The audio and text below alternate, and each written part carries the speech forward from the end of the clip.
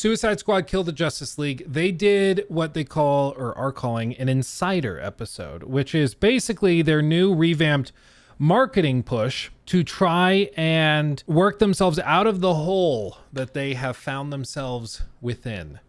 It's a very deep hole because people are largely already unimpressed by this game and not that interested. So they are trying to dig themselves out of it. And the way they're doing it is with these insiders where they're sharing story details, gameplay, all of that stuff. Now, when this dropped, I was at that Avatar Frontiers of Pandora event, so I didn't watch it. And then I was like, oh, I'll watch it on the plane. But then I realized, no, I'm not going to watch it at all until I'm with my boys and girls here in stream, and I'm going to react to it live with you. So I've not seen this. I saw a 6-second clip that Joel Raptor posted on Twitter. That is all I have seen. So I've not watched this. I have no idea what I'm getting into. We are going to experience it together, and we're going to see, because I've done a handful of videos on Suicide Squad Kill the Justice League. I would love this to be good because Rocksteady is one of my favorite studios ever. They've made some of my favorite games of all time. And yet, this, every time I see it, I get less and less interested in it. But in those recent videos, I said they could probably turn it around if they reworked their marketing strategy, if they tried approaching it mostly narrative. They stopped focusing on the stupid gunplay. They stopped focusing on the combat focused on weak points. If they reworked all of that and instead they framed it as a narrative experience first that had live service elements instead of a live service game that also has narrative stuff with it. And so we'll see if that's what they're doing. If they are even half decent and capable as a marketing department, they probably should realize that that's what they need to do. And hopefully that's what we're going to see here. Does that change the game fundamentally? No, it'll still be a live service shoot 'em up game. But at the very least, then it will have a better position with the public, and they can at least potentially get some people to play it and realize they like it, instead of what a lot of people are probably going to do right now, which is just ignore the game because they're not interested. So at the very least, they could use a wider net, basically. So we're going to see what this looks like. Okay, let's do it together. Buckle up, buckaroo. Let's see Suicide Squad Kill the Justice League Insider 01 story and gameplay. Where are we going? And who are we killing? I'm Darius Sadigian, studio director at Rocksteady Studios. Because the old guys left. My name is Axel Ribby, and I'm the game director here. Eyes up, people. Let's go. At Rocksteady, storytelling and character depth are the core DNA of our games. These are not features, but Rocksteady fundamentals. Okay, right off the bat, just like I said, trying to reframe it as a narrative story-based game, because that's what they're good at, and trying to dig and bury the live service, shoot 'em up kind of garbage that they showed before. With Suicide Squad Kill the Justice League, we wanted to tell a new story. We wanted to expand the Arkhamverse. Coming from Batman, where it was just from his perspective, just from his lens. Now getting to see the world through the villain's eyes was really the hook for us. Suicide Squad Kill the Justice League is a third-person action shooter that can be played solo or with your friends. It's a story-driven game that highlights Rocksteady's experience in bringing characters to life. As a Suicide Squad, you'll be forced to take on an absolute impossible mission. You must kill the Justice League. We want the mechanics of the game to really reflect the personalities of the squad. I'm always first on the trigger. We want their moves to be flamboyant, exaggerated, chaotic. Let's make like cheap chewing gum and not stick around. Now, our 4 members of Task Force X find themselves inside Metropolis. At twice the size of Gotham City in Arkham Knight. It's big, it's loud, it's a battlefield. It's a place built for verticality.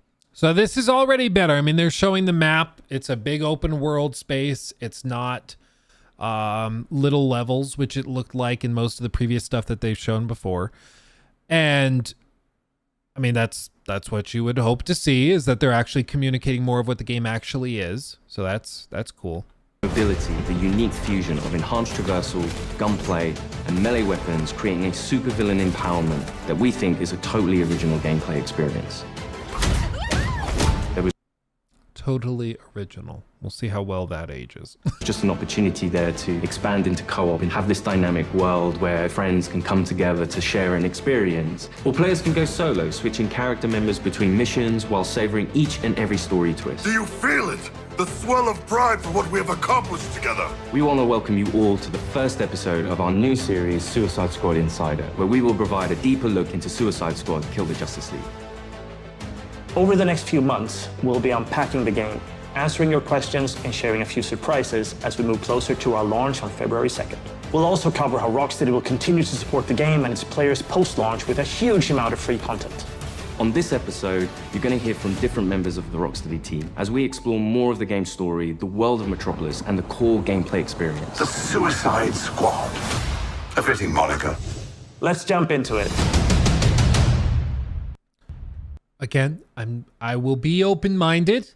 I would love to be convinced that this is awesome and that it's not actually what it seems to be so far. But, you know, I right off the bat, I feel like we're already butting heads because they frame it as the very first thing they say. Rocksteady is a studio. What was it exactly? You know, Rocksteady, it's in our DNA to bring these characters to life and to frame the story first and foremost, blah, blah, blah.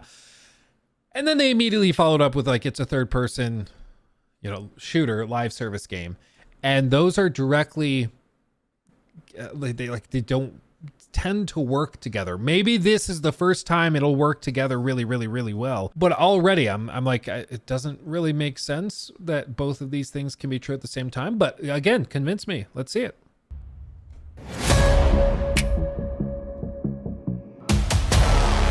Normally, when you make a game in a superhero universe, the protagonist is the best person for the job. Oh, wait, is that how they got around having NPCs in the city? Make a game in a...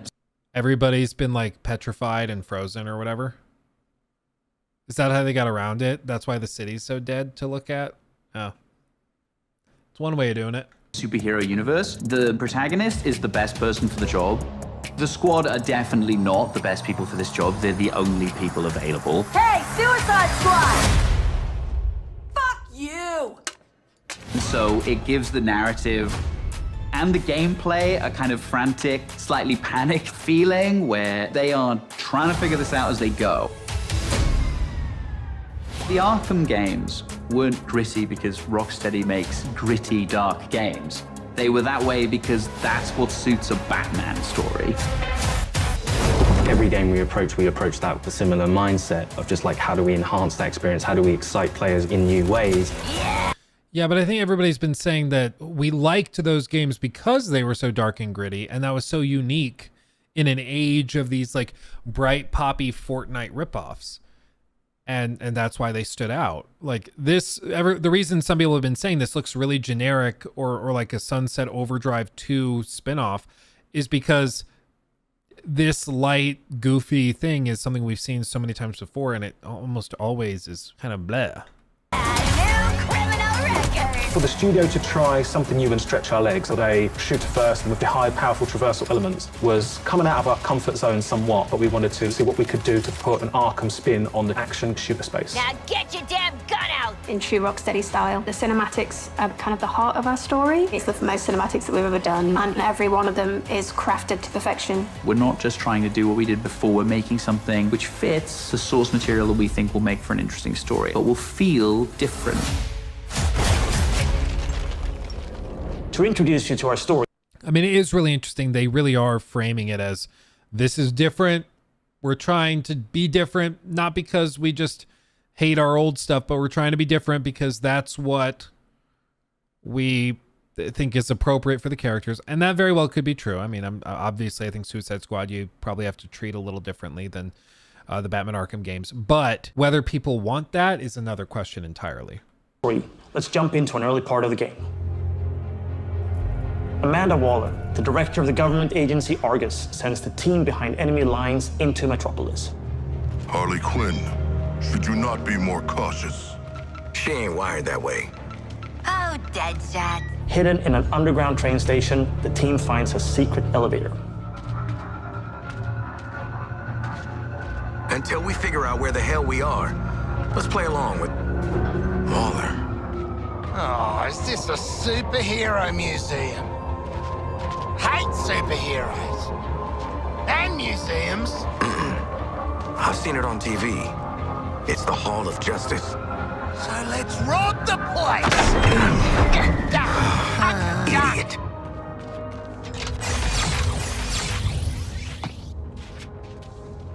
Through these doors lies the inner sanctum of the Justice League. Sounds very grand, doesn't it? And it is. She's a dame who can almost make me listen to a boring PSA. Don't touch anything that's gonna set off an alarm. I ain't fighting any supers for you. I have read much about the Justice League, and still, they are larger than I expected. Those holograms aren't actual size, Sharkman. It's so true to the characters that they're in Hall of Justice, and the first thing they think is, what can we steal?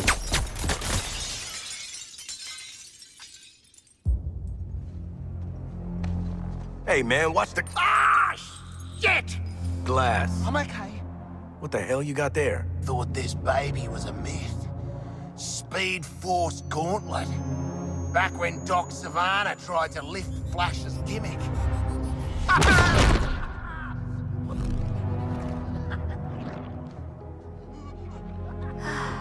Miss you, Red.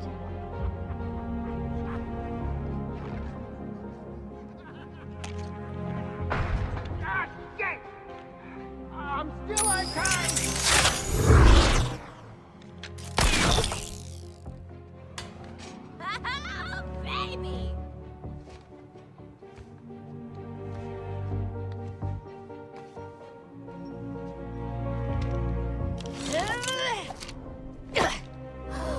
You found the Riddler's hat of invisibility!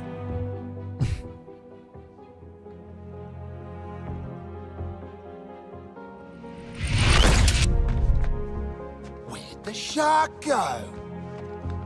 Children. Ooh, nothing says international assassin like a frickin' jetpack. Shit. I'd break my damn neck. You're probably right. Jetpacks seem more like a Deathstroke thing anyway.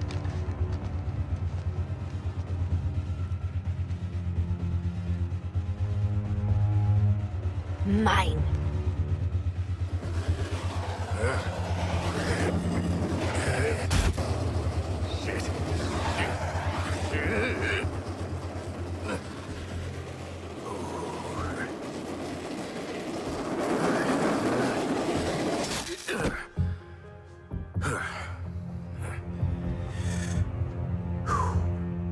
That, hat's not gonna get you vertical, Shark. I can make my own way up.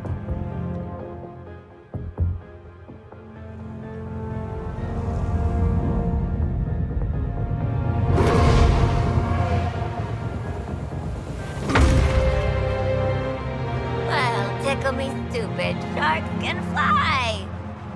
All right. New toys, loaded guns. Let's get up on that roof and get our freedom back.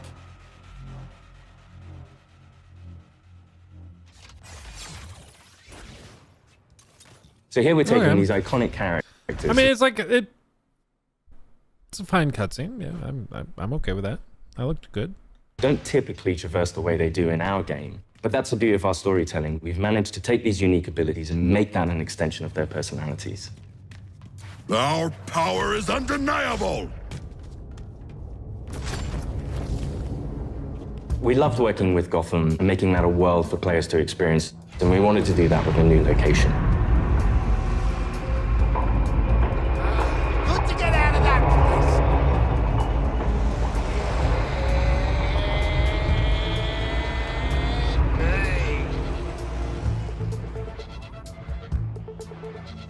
We felt that Metropolis was the natural next step to extend that.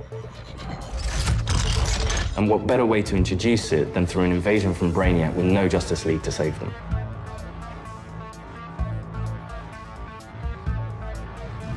Just checking. We're all seeing that thing, right? The entire game is about fighting behind enemy lines. Oi, Wally! What the hell have you sent us into? It's a bloody war zone out here. There's a giant skull in the sky. Congratulations, Task Force X. You're the first assets to make it into Metropolis alive. We're sending a signal transponder to your location. So you're essentially in Brainiac's backyard. Your orders are to activate that transponder. Yeah, it's totally how they got around it. So, like, you can see, like, we heard people say this before, that the world looked really dead and empty in all the levels that you went to. And it's because, like, there's nobody really around. It's just environments and that's it, and with nothing happening inside them.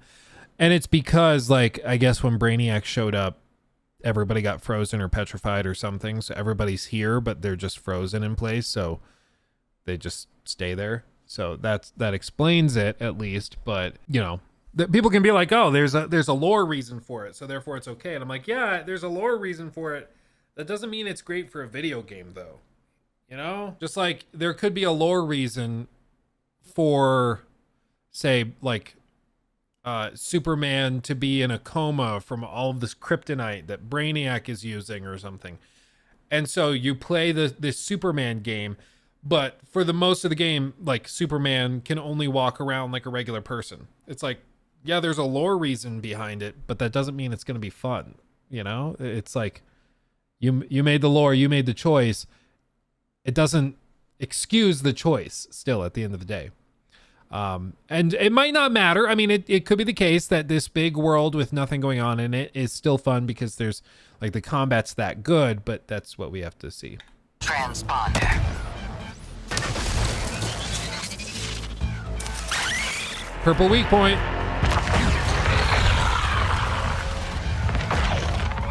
What the hell are those things? And there's no civilians left. Brainiac's killed them or made them into soldiers to do his bidding. And through this corruption, the people of Metropolis have become extensions of Brainiac. So there are no civilians in the world at all. Okay.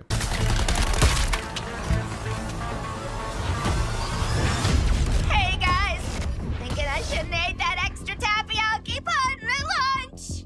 What the player knows from our title and what the Suicide Squad is about to find out is that here, the Justice League are the bad guys. They've been corrupted by Brainiac, and over the course of the game, your mission will be to kill them. Ugh, Green Lantern! Nice! Hey, your face always looks so... what? Harley doesn't have any innate superpowers, so to go up against these beings that have incredible strength, it's a challenge. I'm in the middle of a recon for Brainiac. Let's walk and talk. You're talking about, you know, the all-star team of superheroes here. I want you to see this. Pay attention, Floyd. Let me go! Please! Get it off! Get it off! Looks bad. Feels worse. But once you've been enhanced, there's no going back. Outstanding. When you face off against the most iconic characters in all of superherodom in the Justice League, it's by many people's definition an impossible task. You're searching for stragglers, augmenting Brainiac's army. The Shard gets it. The stakes that Rocksteady sets, the challenges they heap upon you as a player. Time to rally up with Brainiac. Ready to make the leap? You know immediately, like, this is the tallest task I will ever take on in a video game. Flash! Brainiac wondered how you got off the ship. Speedster secret. The League doesn't leave anyone behind. Let's make you right, buddy. You know, that's just what I was gonna say. You're gonna be fighting the Justice League. Hey, Metropolis! There's nothing more high stakes than the boss battles we have in this game. These are gods like Green Lantern, Batman, Superman, The Flash. So, what's the plan? At that point, the game really opens up.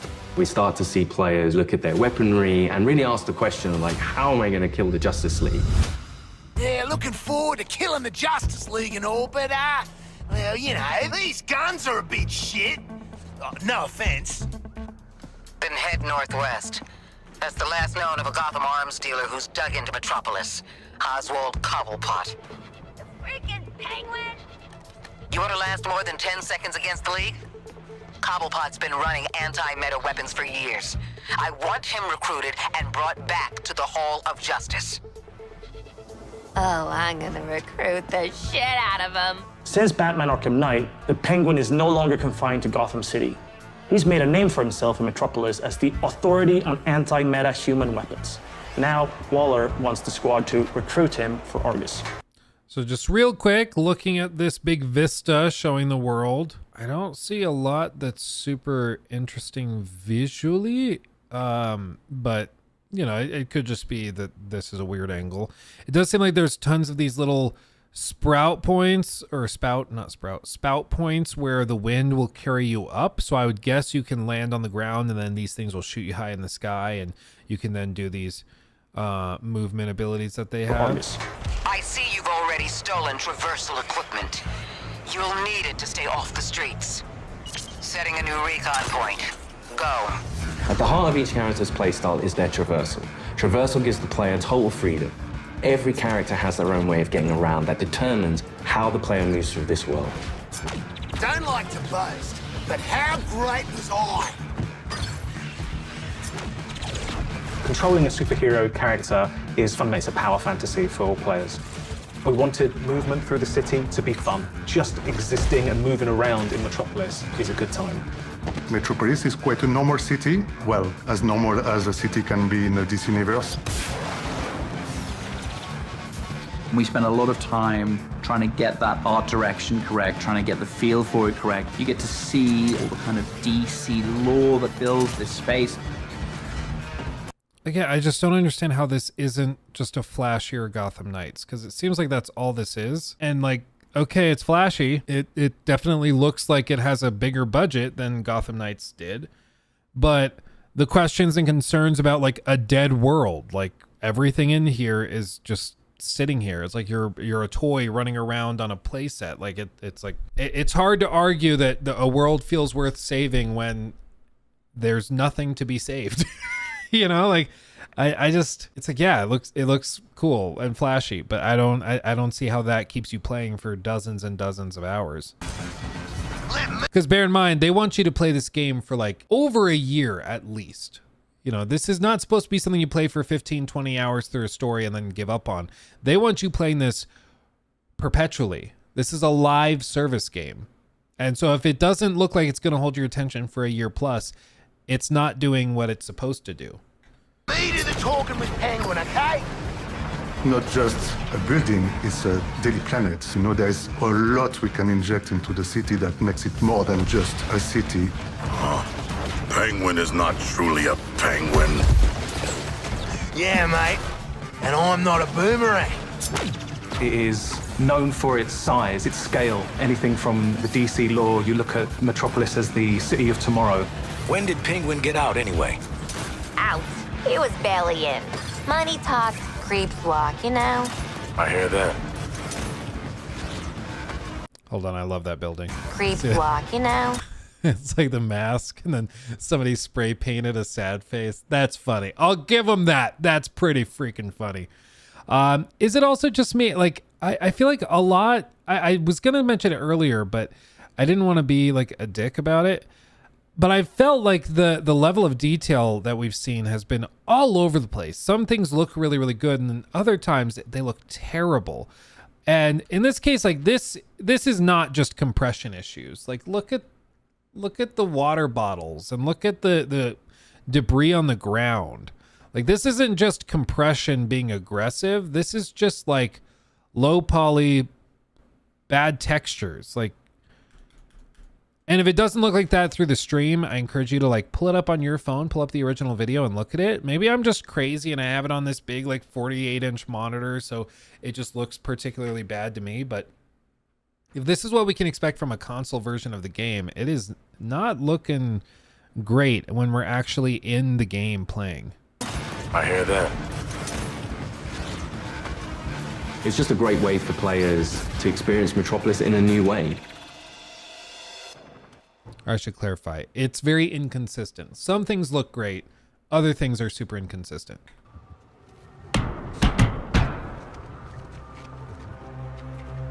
Dude, I pet Finley for like an hour and now I'm totally congested.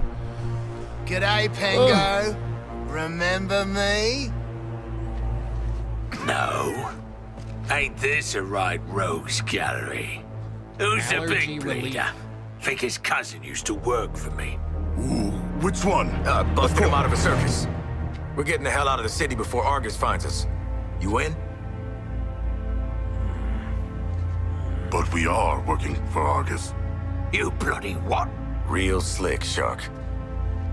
Good talk. Nice catching up. Give my regards to the locals.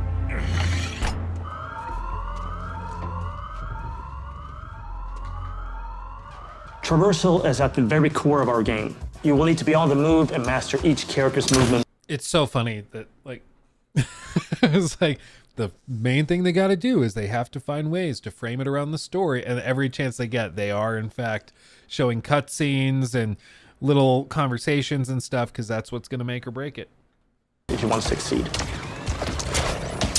Harley's grapple is made to let her take advantage of the environment to quickly get out of troublesome situations, or she can use it to quickly close the distance to introduce them to her baseball bat.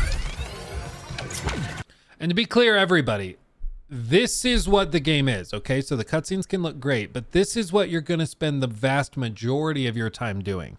So if this shooting stuff doesn't look that compelling to you, that's the problem that we're addressing. Because I agree, like the story elements are definitely going to be my favorite part of this, but it's not a cutscene simulator game. It is an action shooter live service game. You know, I gave them the advice, which I'm sure, I mean, I'm a freaking YouTuber. It's not like they listen to it, but I've said that if they want to stand a chance of winning some people over, they have to reframe this in their marketing approach. That does not mean the game will magically be better or any different than what it was, because clearly it's not changed.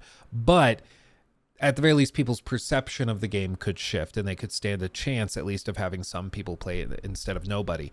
And in this case, so far, I mean, I think they're doing a really good job of framing it as a narrative thing. You notice they haven't shown a whole lot of this type of gameplay so far, and I think it's because it's clear that that's where people tend to mentally check out. Swinging from the background lets her circumvent the trooper's shields and flank them. It can also let her catapult herself into the air to shoot the corrupted from above. Now that you've seen some of Harley's combat in this scene, let's explore the rest of the squad's unique playstyles in other encounters. Captain Boomerang uses a mix between sniper rifles, SMGs, and shotguns. What's cracking? Each character has an iconic melee attack that can be used to create what we call juggle kills, and also break enemies' shields. Juggling an enemy with a melee attack means they take guaranteed critical hits from all guns for a short period after. Shoot enemies in their legs, and then close the distance to do a shield harvesting strike to get some shield back. Let's shift focus to King Shark. Cause to celebrate! King Shark is literally death from above, which he gladly shows with his Atlantean drop attack. He's the character that can take the most punishment. Heavy weapons, assault rifles and shotguns, and his trusted cleavers, sickles, and combat knives for some brawling action. For the bigger enemies, each character gets a super powerful single target attack, the Suicide Strike. This one-shots any enemy hit, but it takes longer to recharge, so it's important to use it tactically. Finally, it's like already I'm just hearing that like each character has one of these, and then each character has the way to juggle, and then each of these characters has the one-shot attack, and each I'm like, so they all kind of, it's just different small archetypes, but at the end of the day, again, just like Gotham Knights, everybody has the same suite of attacks. It's not truly different. It's just like, yeah, one guy has more HP but moves a little slower, has short range attacks. Like, it's just, again, it just comes off as flashier Gotham Knights, which to me is not super convincing. Deadshot. See, you're low caliber and I'm high caliber. His traversal is made to let him create his own vantage points. This works great with his weapon loadout, sniper rifles, assault rifles, and pistols. For more up-close action, Deadshot relies on his iconic wrist cannons.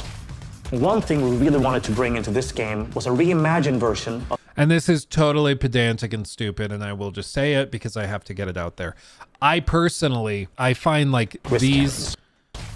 these like floating thing we little really drops wanted to that are like bring into the- glowing, I find it to be such an Xbox 360 thing, and not in a good way. Like I see these things, these big glowing blue shield orbs, and I just feel like I'm playing a game from 15 years ago. Personally, I know some people don't mind it at all, even like it. That's totally cool. I'm just telling you how I feel because the channel's named after me, and that's what I'm gonna do. This game was a reimagined version of the Arkham Counter system and mixed that with our traversal and shooter gameplay. Introducing Counter Shot. See the huge ammo drops? Does that not look like... I don't He has a different I'll reaction shut to up. the Counter Shot. Some will be stunned, some will take damage, some will be interrupted and then get really annoyed. Now let's take a look at Harley Purple weak absolutely point. demolish Brainiac's forces with all these tools. My show's all knock 'em dead material.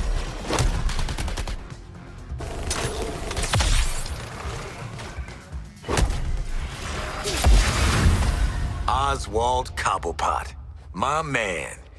Do we have a job for you? Tell him, Quinn.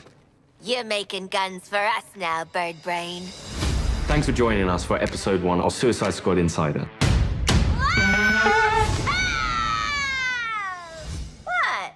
I already started, so I followed through. In the months leading up to our launch from February 2nd, 2024, we're looking forward to sharing more details and insights about Suicide Squad Kill the Justice League. In our next episode, we'll be deep diving into more gameplay, combat mechanics, and how to take the fight to the enemy in your own unique style. I want to tell you what happens next. Let's call it a sneak preview.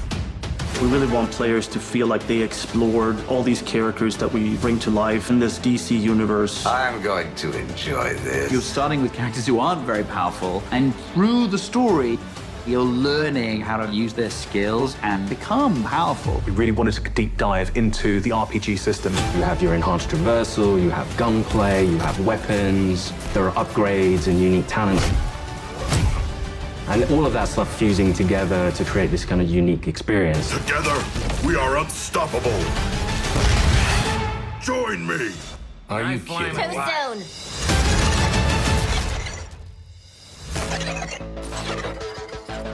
Pre-order and get the classic outfits. I don't know, man. Again, I want to be convinced so bad. I want to like, I want to be about it. I want to, oh man, it's just like, you don't choose what convinces you. You don't choose what you're convinced of. Either you are convinced or you're not. And in this case, I would love to be convinced, but there's just, it still just reeks of a live service action shooter that's been built from the ground up to try and maximize monetization. And nothing they're showing is shaking it. Like, yeah, they can reframe it more narratively, which I think is their best bet. It's still an uphill battle, but at least, you know, it's a little better. I just don't think there's enough to convince me that it's not just a game that's been built up that they've been forced to do for the sake of the live service elements. You know, I would say this is a much better showcasing than the last one. At least I think this one will actually win some people over. I don't know, but we can look at the comments, I guess. I hope the missions have a linear contained style to it like the Arkham games. I'd hate if every mission was just arena style battles where you have to destroy generators or something. Yeah, I mean, everything they've shown so far is like the big arenas where you just are shooting waves of enemies, but we'll see. As a Rocksteady fan since 2009, seeing them make 3 near perfect games back to back and then go to an RPG shooter live service that looks destined to fail is actually kind of heartbreaking. Yeah. Breaks my heart a bit to see David Hego still here. His work on the Arkham games is some of the best artwork ever done for Batman. I know the art direction is going to be great. He's a phenomenal artist and leagues above a lot of them, but he's just about the last one from OG Rocksteady. This is a good point. So apparently in 2015, they launched Batman Arkham Knight, and it was received really, really well by critics and everything. And then, you know, it had a problematic PC port that they outsourced to, I think, Iron Galaxies or one of those guys. That was a disaster. But the game itself was received pretty well. And, you know, people had problems with the bat tank. But other than that, I mean, the response was great. And then, allegedly, even though they've never said this publicly, it's all come through like reporting and leaks and stuff, they started working on a concept to pitch to Warner Brothers executives for a Superman game. And then they brought it after like a year and a half, 2 years of work to executives at Warner Brothers, and Warner Brothers execs shot it down. And instead told them we're making a Suicide Squad game. And that's when this started. So apparently what's happened over the last handful of years is that a lot of those OG developers that made Batman Arkham Asylum, City, Night, and then worked on that Superman concept, a lot of them have since left. So they've gone off to other studios and done other stuff. And some of them, you know, that's just, it comes with the territory. They'll work on a project for a little while and then move on to the next one because they might work in art or character designs or whatever. But a lot of them, like even the creative directors or the studio founders, have left Rocksteady. So when people are like, this is Rocksteady, anything they touch will be great, that is a dangerous assumption to make, because the Rocksteady that touched everything and it all turned to gold, or everything they touched turned to gold. They didn't touch everything. The Rocksteady that was responsible for those amazing games is not there anymore in the way that you might think. Like, it's kind of like, exactly, Rock. It's like BioWare in a lot of ways, where it's kind of like the ship of Theseus. So you have like the ship, and if you replace one plank at a time, eventually you've replaced every plank of wood on the entire ship.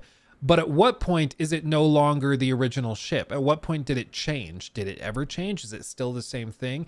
It's kind of a paradox because there's no clear answer. And in the case of this, like, you know, even just saying directly with the Lego set for the Titanic, if I replaced one brick at a time with a brand new brick, eventually I've replaced them all. It's still the Lego Titanic, even though it's totally different. And in the case of Rocksteady, it's like they've lost a lot of those original employees, the studio founders and all of that, but they're still Rocksteady. So is it still Rocksteady? Is BioWare still BioWare, even though all of those employees have since left and all those designers have left and gone elsewhere? Is it fair to hold them to the same standard that we held them to a decade ago? You know, is that fair? I would say probably not, because it's not the same company, because these companies, these studios, are only as good as the employees within them. They're only as good as the people within them. And if that team has disintegrated and left and been replaced with new, very talented artists and designers, certainly, it's still a different studio. It just is under the same name. And so for everybody that's frustrated and is like, oh, but it's Rocksteady, they'll pull it out, you know, whatever. It's not a given. Maybe they do, but it's not a given. You can tell by how incredible Metropolis looks is that they wanted to make a Superman game more than a Suicide Squad game. I mean, maybe that could be it. Yeah, I look forward to playing this in 6 years when it goes on sale for prior to being delisted. You can clearly see how the requirement for power symmetry of the squad member is mandated by the level design and co-op elements for a multiplayer game. The concept ain't bad, just the need for the game to be a games as a service and having multiplayer component makes for a weaker characterization of the Task Force X. It looks like it started as a single player game where you could switch between the characters to fit the current gameplay requirements, and it ended as a games as a service because of current gaming trends and higher ups mandate. Yeah, I mean, they basically need all of these characters to work together well, but they also have to design every encounter so regardless of who you're playing, you can still stand a shot at completing the mission, because the only way that you can switch characters apparently is outside of missions. You can't do it like in real time. Maybe that's going to change, maybe they'll tweak that somehow, but who knows? I mean, that's my understanding right now, is that you can switch between characters outside of missions, but not in the mission necessarily.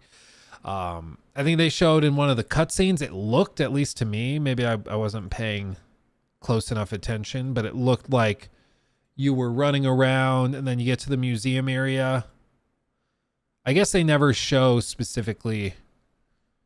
Yeah, this is where the cutscene opens. But like this whole cutscene plays out. Okay, then your boomerang, this happens. Oh no, then they do a hard cut. Because at the end of this cutscene, Shark, the player takes back control of Shark. Maybe they just cut together two different sequences. It's just really hard to tell, because with this, like, Harley started the cutscene, it looked like, at least, but then at the end of the cutscene, you take control of Shark. So did they just swap characters in, like, automatically for you and you didn't have a choice? Or did they cut together 2 different clips, one of Harley starting the cutscene and one of Shark starting the cutscene? You just don't really know, because it would be kind of annoying if the game automatically swaps you between them when you don't want to swap. But who knows? Who knows? It's just really hard to tell in these marketing videos. If you look too closely, you can break your brain. But I mean, with all of this, it's just, I understand they're working very hard to try and reframe this, because this has been one of the most disastrous marketing campaigns for a game I can think of in recent memory. And, you know, I'm sure they have an amazingly talented team of marketing professionals that are working on it. It's not like these guys haven't done this before. It does seem like they're conflicted at, do we sell the game based on what it actually is, which is a live service shooter game, or do we try to kind of act like it's something that it's not, in this case, like a narrative game all about character progression and story arcs, which is what people actually want. And then when they play the game, they realize it's just a live service game and they're disappointed. They are caught between a rock and a hard place. I don't envy them at all, but it's a tough pill to swallow for everybody. You know, this is not what gamers wanted from Rocksteady, and it doesn't seem like it's necessarily what Rocksteady really wanted to make. And so everybody's just kind of left frustrated and disappointed. It definitely comes off as this was something where maybe it originally started as them building out Metropolis for the Superman game, and then they got told they had to make a Suicide Squad live service or a Suicide Squad game, maybe with co-op and multiplayer. And so they started working on that. And then at some point they also found out that, nope, it has to be always online live service. That's what we're doing. And they started reworking on that. And that's when the game changed a little bit more. And it's just steadily degraded and changed over the years. And man, my main takeaway with all of this is that I just want to know the inner workings of, like, when the studio founders decided to leave, what that was like. Like, did they tell the team for a while they were planning on doing that, or was this kind of out of nowhere? You know, I that's what I want to know. I want to know. I would love to see or hear. I would love to get the tea on that stuff, because that had to be a bizarre day in the studio where everybody's like, wait, the bosses are leaving before we launch the game? What? You know, that had to be such a crazy, crazy day. I don't know if anybody's out there who works at Rocksteady and knows about it. You have my email. It's in the link tree in the description box. You can send it there.